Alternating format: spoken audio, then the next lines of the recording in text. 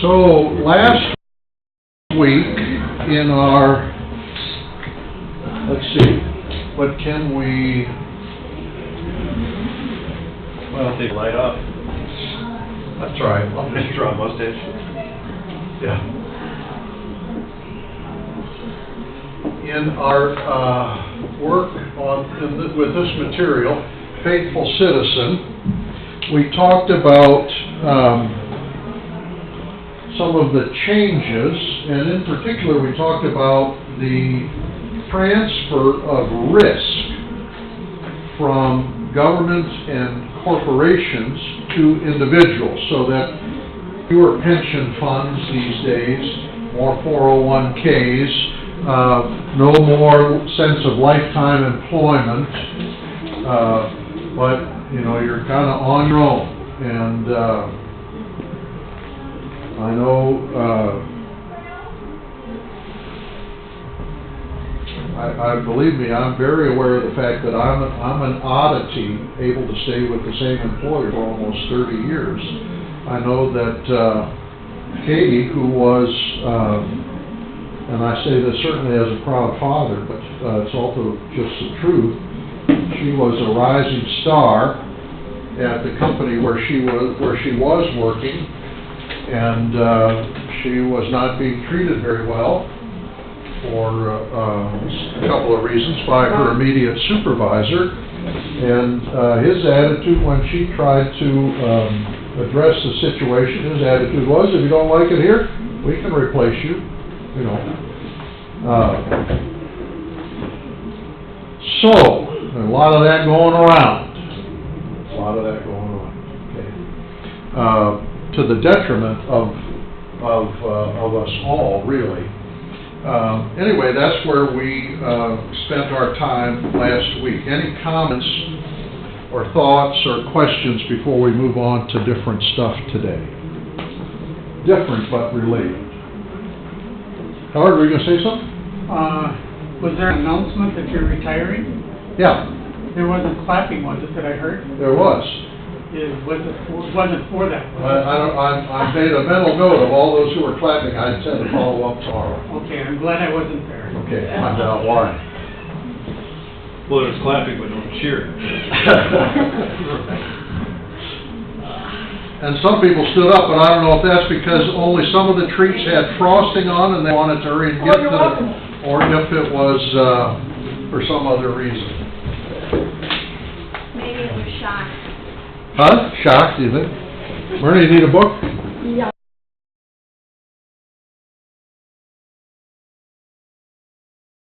Allison? Before? I took one the very first week, but I don't have it with me today, so I will leave this one here. Well, the reason why I asked, if you took a folder home with you, this is chapter 3 that can be inserted. Thank you. Okay, but you might need 2 today. 3 is for next week. Thank you. So, today, we want to talk about some related issues, and the first is the role of government.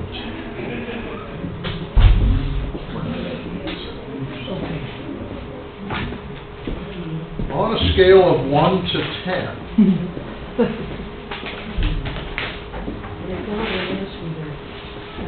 government is the solution,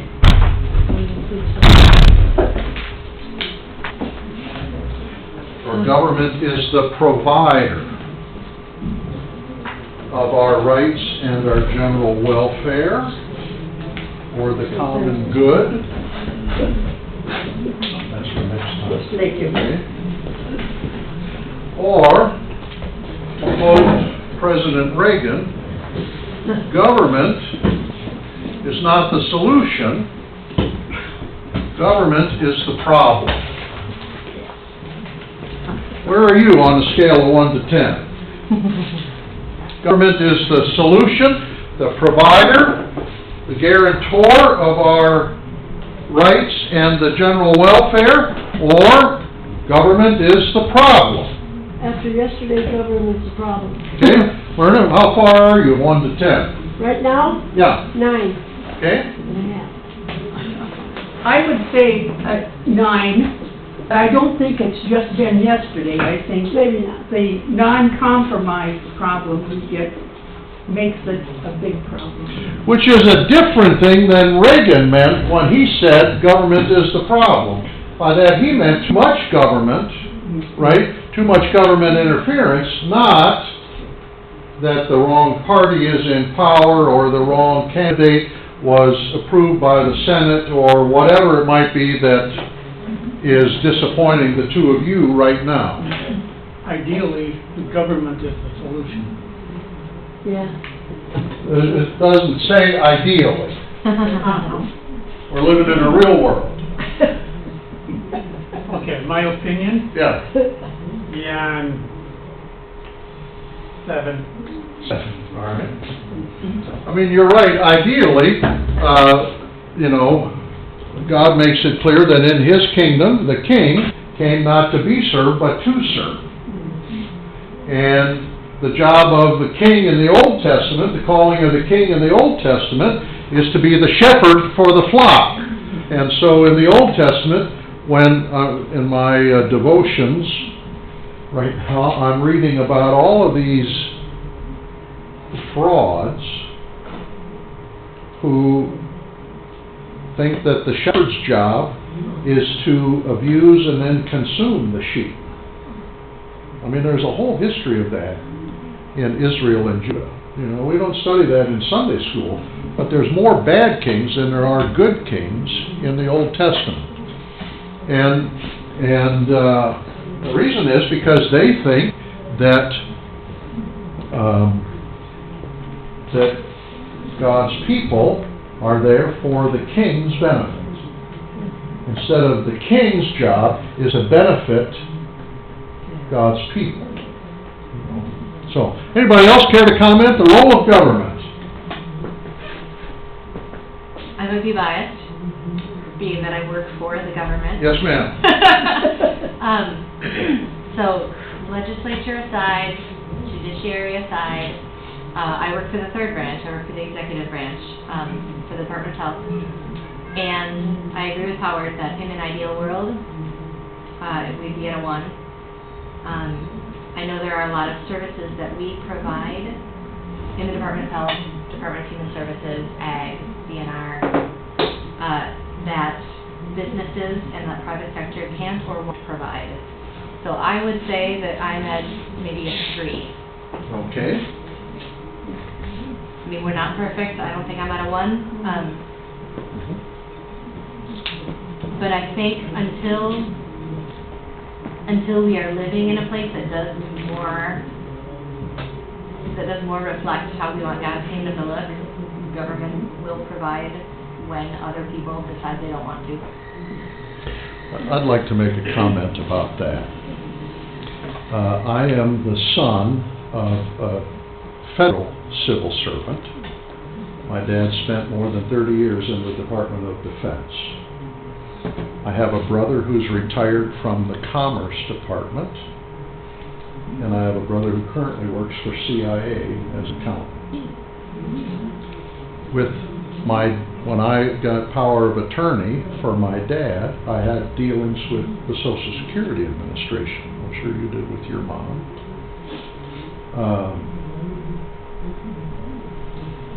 And I grew up outside of Washington, D.C. 50% of our neighbors or more were employed by the government in one form or another, either military or civil servants.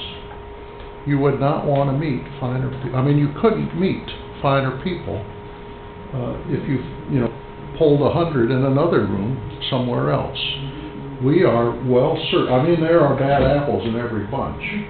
But it's been my experience that we are well served by very conscientious individuals who go to work every day and do their job. And sometimes it's that there are problems. Sometimes it's with the system. Sometimes it's that not enough money is allocated to carry out the directives or to enforce the laws. That's not the fault of the public servants themselves, right? And we know that.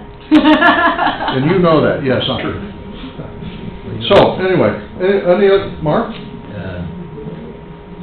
Okay, the government, I think, will make some problems go away where maybe we couldn't, you know? Yep. And I think it's depending now on how the role of government, how they actually do that role. Like, for example, you can speak English or anything, but the VA out there. Yeah. We've got one of the best VA systems in the whole country out there. Right. Otherwise, they can't get nothing done, they don't do nothing. That's the individuals out there that, but if it, see me in a wheelchair, they thank you for your service, they think I got shut up and something, you know, in the war. But everybody out there is just wonderful, you know. And that can go in their school systems, and go in anything where the government gets involved, and pretty soon someone uses them as a soft job, you know, and that's bad. And they didn't pay nothing in a lot of those jobs. And then back in the late 50s, or 49, 50s, unions got strong in the government, and now these people make pretty good money, because the trade, they make more than an average person does, quite a bit more, maybe. And that's a they get that powerful, and the unions realize they get in there, vote.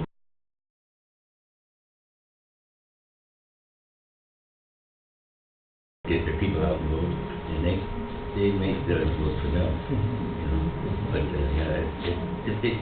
We can get up in the job in our role, and then we kind of go by, or else we get somebody that stays on top of it all the time. Then it's really good.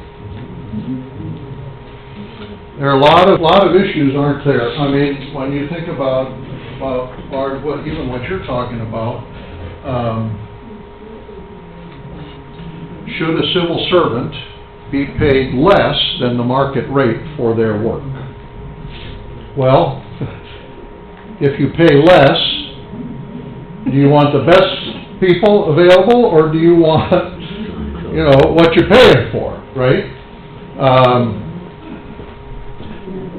Whether you know, salary or benefits.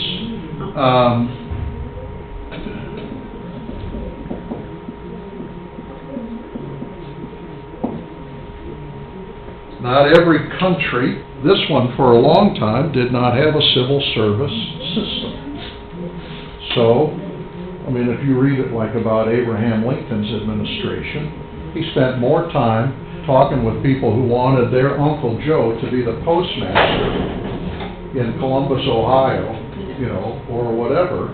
And, you know, the party in power doled out all the goodies, you know. And so the civil service system is created to protect us and the employee. Now, it's also very difficult to get rid of an underperforming employee, you know. So, I mean, as in everything, there are trade-offs, aren't there? So, in the Bible, in the Old Testament, the people of Israel say to God, we want a king. We want to be like everybody else, which is kind of a slap in God's face, because God assumes that He is the king of Israel, right? So it's not that they don't have a king, it's that they want one they can see, who can dole out favors. And God says, well, if you want a king, I'll tell you what that's going to mean. It's going to mean a draft, not just for the military, but if you need a road built, the way that road gets built is that, all right, I want 1/4 of the men in this village and 1/4 of the men in this village to meet in Jerusalem on June 1st. You've got 3 months. And then after your 3 months is up, we're going to get, you know, enough guys from 2 more villages to finish the job. And taxes. How do we think about how much tax is enough? How do we think about that? How much comes out of my pocket? How much comes out of your pocket? That's Okay? like, when you say taxes, that's the first thing I think of. I get taxed on my food, I get taxes taken out for my house. You know, that individually I think of it. Okay, And then, Howard? I have no problem with paying taxes. Where my rub comes in is that you're not using it efficiently or to the best of your ability. Taxes collected and spent, two different issues, Howard. Right? Right. Okay? I'm Howard. I'm happy to pay. I'm happy to pay more to have a society that does more good and takes more care of people. I get frustrated by the waste. An example is in Holland. 10% of a road construction bill or whatever has to go towards art. Oh, And there's been an artist who has spent 10 years and has produced nothing because they commissioned him to do this artwork for this stretch of highway. For some people, art is art, and for others of us, it's what I like, right? Huh? my niece lived in Denmark for Yes. a couple of years. Yes. And I forgot how high their taxes were, what percentage, but she had 6 months off maternity leave.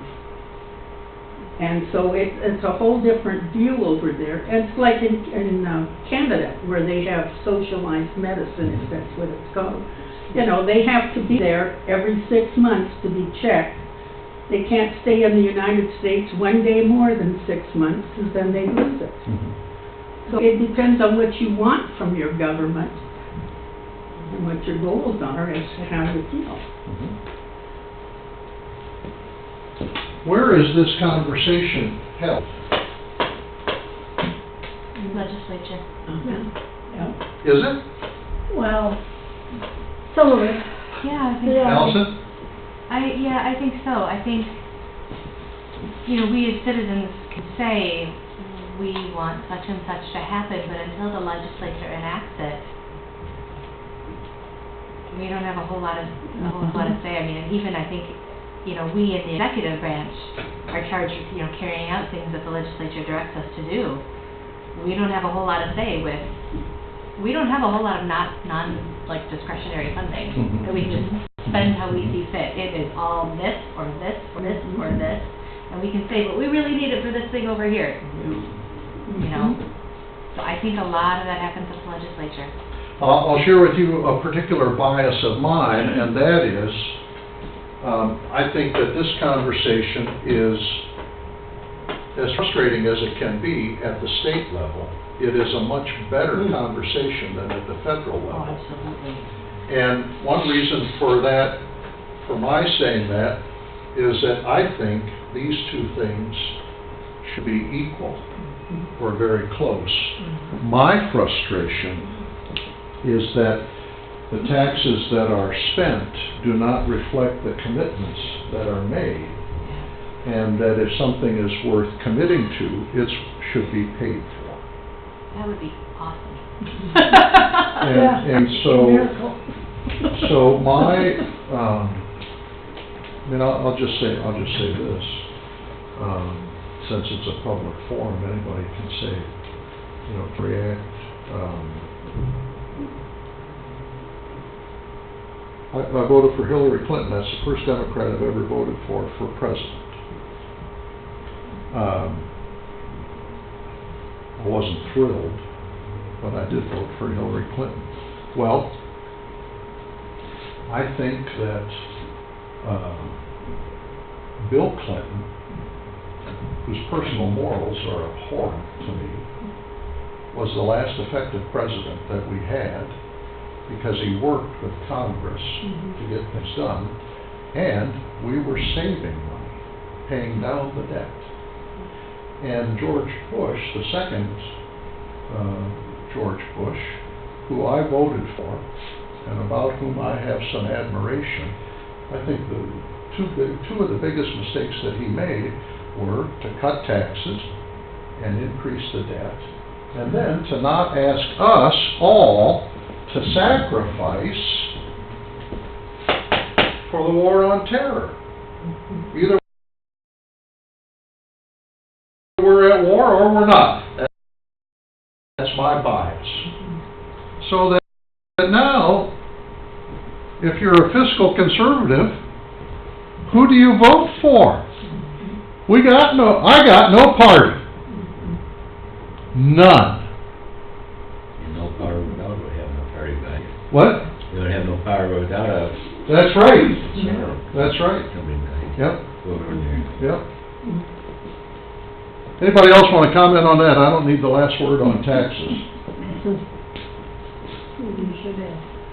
Another thing that is Howard. with government is that, this is true in the military, if they don't spend it, they're not gonna get it next year. Yeah. That's very true. I hate that. Who came up with that? It's a different understanding of power than what the New Testament speaks about. One of the things that I appreciate about us as a congregation is we live within our means. And that's just good stewardship. You know. Well, the Highway 12 project is getting the news for all the accidents they're having on there. Mhm. They say they won't have any money in there until 2019 or later. Well, I like to hear that, you know, but then again, people are going to be dying in the meantime. Yeah. But if everybody worked that way, you get what you want, and you get the money for it, and then get that one done, and then get another one. And they all have to go through the same process. Right. Then that, you know, some of these presidents and governors, they got a lot of power because of their position, and they, I could teach you that, I could teach you that, I could do that, where we get taxes. One other issue with regard to taxes, the name that comes to mind first in my head is Senator Byrd, who was from West Virginia. You know that name? Who probably got more benefit on the dollar than any senator in the 20th century. That is, West Virginia might have paid, I mean, I'm just picking a number, might have paid 75 cents on the dollar, you know, compared to what we might pay in taxes, federal I'm talking about, and got $1.35 for every 75 cents they spent. You know what I mean? Hurrying back to your point, one of the things about taxes is somebody's got to pay more than what they get back. And who should that be? So one of the issues with Social Security is that the tax on Social Security is capped at a certain income figure, right? Because there's a cap on what can be paid out. I happen to think everybody should pay the same amount of Social Security tax, the rate, on every dollar they make. But that's just me. And I don't have to worry about hitting that top figure. You know, so is it easy for me to say it for that reason, you know? Anything else on taxes? When you hear the word welfare, what comes to mind?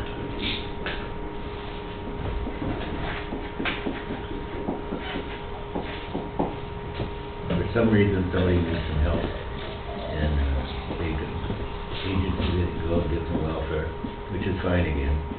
But here again, it's people went back and back and back and back. Now people don't get married because they have a child, they don't get married because it's gonna hurt their income. You know, that's crazy. Or they don't get married and live together because then the benefits will be cut.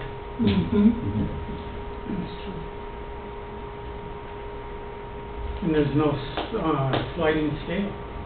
If I want to take and improve myself, why should I? Well, right, there's a certain threshold that, I remember being at a conference where a very gifted fellow talked about the fact that he couldn't afford to go to work for what jobs were paying in his field because he could make more on public assistance. That was a lot of single mothers. Mhm. Or daycare if they get a job, so stay home and make more. What else comes to mind when you think about, when you hear the word welfare? Isn't the term general welfare part of something? Yeah, Okay, so that's like part of our Constitution. Yeah, so when you think of that, you think how everybody is treated, and yet human nature and sin comes in when you take advantage of somebody because you feel like you're entitled to it. So to me, that's a hard thing to go over when you think of general welfare. Sure, we need taxes, but then how are people abusing that, or whatever? Allison, you asked that question a few weeks ago. How do we know, right? How do we judge? I think that was you that asked that question. Maybe. Do we, as a country, have an obligation to help the poor?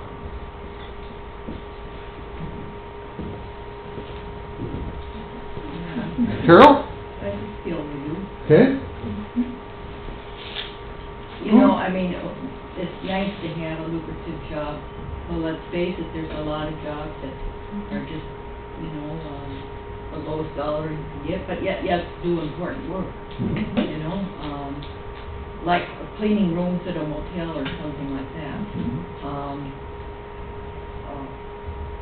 Well, that's just me. Like giving my dad a bath when he couldn't bathe himself in his 90s, right?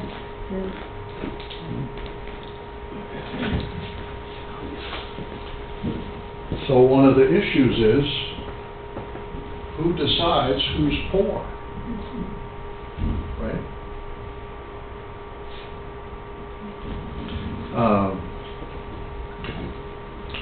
That's a tough question, right? And it seems to me that poor,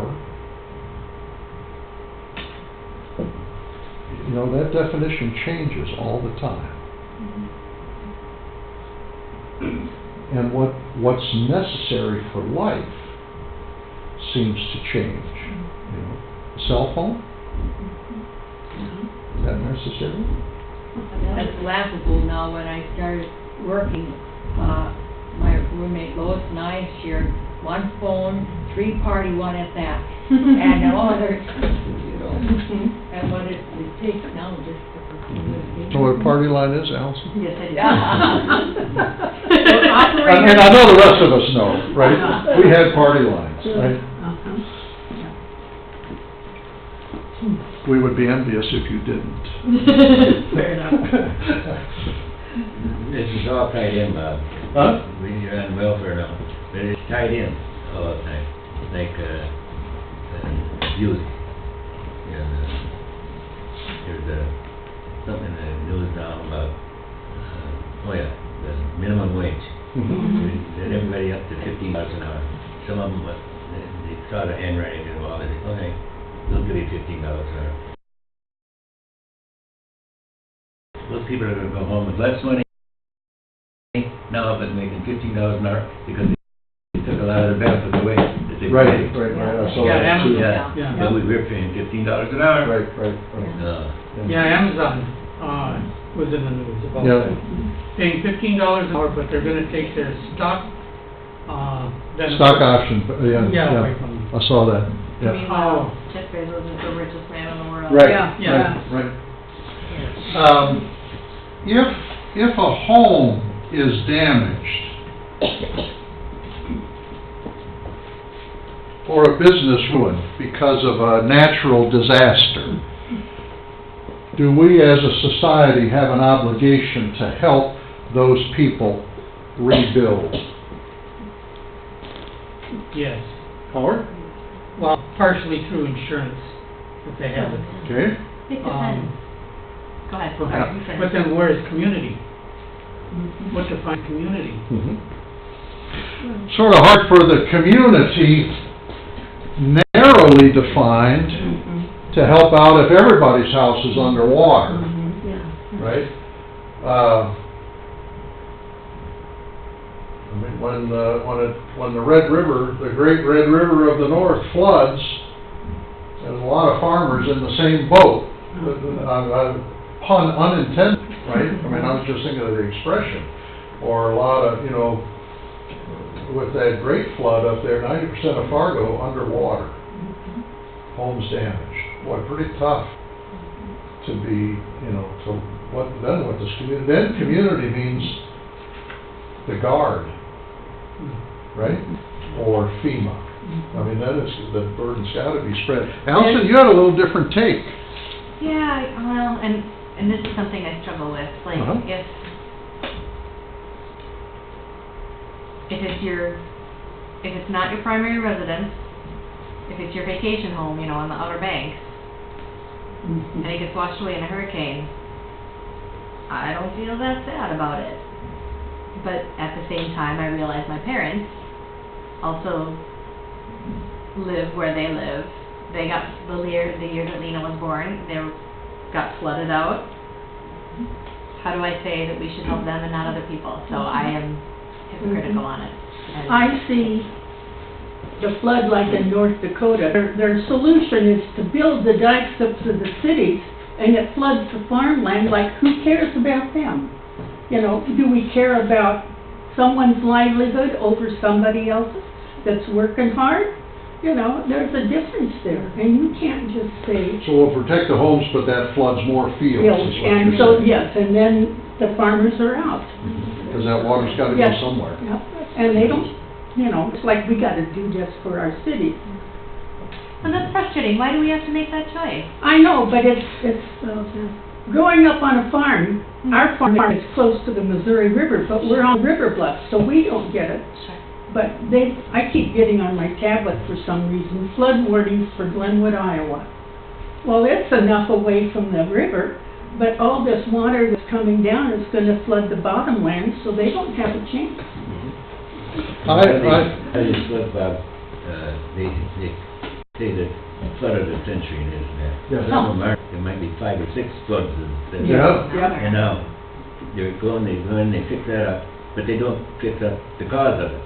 They could stop it, and that's what they're building the dam, trying to stop this thing, so we don't have to keep going in and bailing these people out every 20 years. Well, but that's what Karina's saying, so they built dikes, right? But that just pushes the flooding somewhere else, right? That's like if you have a home security system, your goal is not to stop the thief, it's to encourage them to go to the first house that doesn't have a security system, right? Because that thief's gonna steal, you just don't want to steal at your house, right? There's a screwdriver that's gonna go to the gears here, Yeah. and that is, what is my responsibility on my choices? Okay, I was just gonna come to that, Howard, I appreciate you mentioning it. So, in North Carolina, I have a sister-in-law who has a house in Greenville. Her house was not damaged. They got some rain, lights never even flickered. She has a trailer that is a 5-minute walk from the beach on the Outer Banks. It's still standing, I couldn't believe it. There is some water damage. Her brother, who's an MD, has a 5-bedroom, 5-bath house that he rents out on the Outer Banks. He's got a lot of water damage. Gonna have to gut the place. So, how many times do we bail that person out, you know? Or, if you build, if there are 2 100-year floods in 10 years, and you, the third time, build on the same site, do we owe you the next time, do we have an obligation, the next time a 100-year flood comes, right, like in 2 years, or whatever, right? I mean, so, and that then conflicts with the common good, conflicts with my rights, right? Isn't that how the debate is framed, right? You can't tell me where to build. But But by the- golly, I switched to a boat. But then, you know, like I said, the third time they build there and get knocked out, I mean, they should have a little common sense, but still, what do you do? It's like the people who farm on the river bottom close to my hometown. They don't plan on the floods, but it happens. So how often do you need to help them? They talk about fire season in California. Yeah. And it seems to be year-round. Yes. Well, That many trees, year in and year out.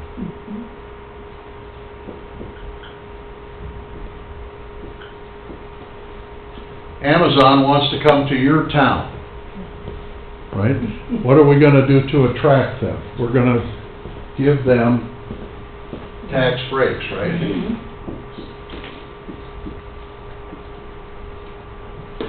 The Vikings need a new stadium. Otherwise, we'll just be a colder Omaha, right? Is that welfare? yes, Howard? yes. Because those taxes have to be made up someplace, and it's gonna be on our backs, through clothing, or when they passed this, sales tax, they said that it's possible for those taxes to go down, or the legislature to vote for it to go down. It'll never happen. And that was one of their selling points. And it was at 6% at that time, we're at, what, 7.5? What was your question? Is this welfare, when you want to give Amazon tax breaks so that they come to your city, or the Vikings to build a stadium, or this is what I asked Michelle.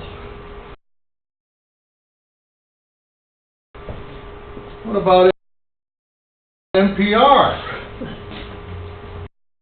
Or PBS? They get public money. Should they? Is this welfare? I don't think. If government writes a check, is that welfare? I say no. You say no. Yeah. Okay, Mark? Because that could be good business, you know. And maybe a group of people here that have a terrific idea, but they don't have any money. So they go to the government and they tell the government, we could build that here, and then not only be good for us, but be good for the government, because we'd have taxes and this and that and that. So yeah, it's, But are the, So just a second, Howard. So it's an investment right. if we help Amazon or the Vikings or PBS. Is it an investment if we help some single mother of three? Absolutely. Yeah. Allison? Sorry. Yes, yeah, I think it is. I think research shows that when you give money to the poor to spend as they see fit, they spend it very responsibly, research shows. There will always be fraud, there will always be, but by and large.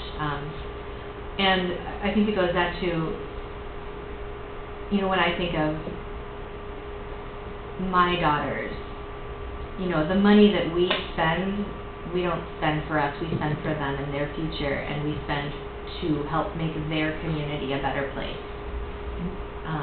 So I think when we, as the government, provide services to someone who can't afford it, that allows them to go take what they have, take their money, and maybe enrich their lives in some other way that we can't provide. So we're helping over here so that they can do something else over there for their families and their communities. And I think they know best what they need for their families and their communities.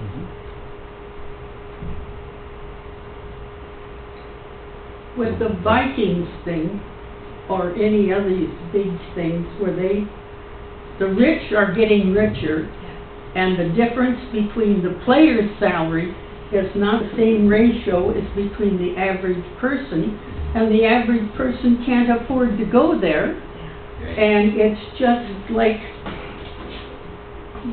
that spread is getting wider and wider. And I realize it took people to work to build that stadium, but now what? I mean, how much can they ask for? Yeah, my cousin is a single dad, helped to build the Viking Stadium, worked as a contractor and electrician.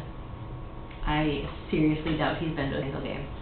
Mhm. Well, you can't do it when you pay so many million. I mean, Joe Mauer, what, 13 million a year? Oh, no. That's nothing. Twice that.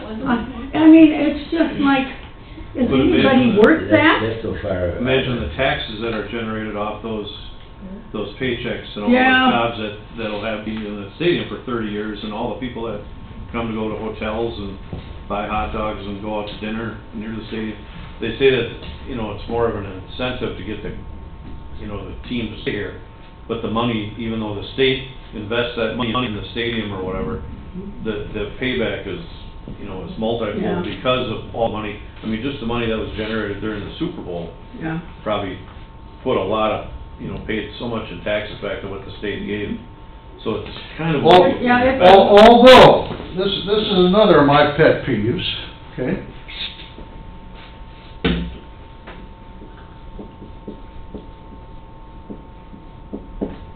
You're familiar with that term? Yeah. Nonprofit, right? My employer is nonprofit, okay? So are the Minnesota Vikings, if I'm not mistaken. So is the Professional Golfers Association. I know that for a fact. If I was elected, I would tighten, squeeze the definition of nonprofit. Most hospitals are nonprofit. I fish with a cardiologist who makes good money. With Obamacare, with the Affordable Care Act, his salary was cut in half. And he was forced out of his practice into the hospital, so he's now on the staff of the hospital. That's a cost-cutting measure. And while, I listen to him, I don't say to him, you're still making enough. And how are healthcare costs going to be controlled? But when the CEO of the hospital that forced his practice to close and brought him into the hospital at half of his compensation, when that person left to go on to another hospital, their golden parachute was $3 million, and they've been there less than 3 years. Sure. That's not right. If I ran a nonprofit and I didn't want to take and pay taxes, I'd take and start increasing the wages of employees so that there is You'd no probably profit. start at the top, Oh, yeah, sure. right? Start with me. Well, I've been on the two soapboxes I was thinking I would get on today. Anybody else want to comment about that? No, I didn't really make a comment. Well, Mark, let me just say this. When I came here 29 years ago, the biggest debt this congregation had was the Frost Avenue assessment. Remember that, Mark? You were the treasurer, right? Because Frost Avenue had been, dug up and repaid, right? But it's due again. And no one's touched Right? it since. I mean, we live on the worst road in Maplewood, right? Well, now, somebody has gone to the city on behalf of the nonprofits in Maplewood to make sure that we, as a congregation, don't have to pay this time around. So, there is no Frost Avenue assessment for Cross Lutheran Church, because even though we have, 300 feet, not quite 300 feet, on Frost Avenue, the homeowner's paying, we're not. Is that right? Before you answer that question, remember, we have Frost Avenue here, Hazelwood here and Prosperity here. Now, we paid Hazelwood, and we paid Frost Avenue in the 90s. We paid it off early. But, you know, is that right? Should your office building be on the tax rolls for the city of St. Paul? If it's not, then your taxes are higher. Right? I mean, how does the whole state do what it should, rightfully so, for the residents in the state capital? But I don't think it's right either that we go over to Allison's house, because she doesn't have an office. To what? I don't think it's fair that we go over to Thank Allison's you. house, because she doesn't have an office.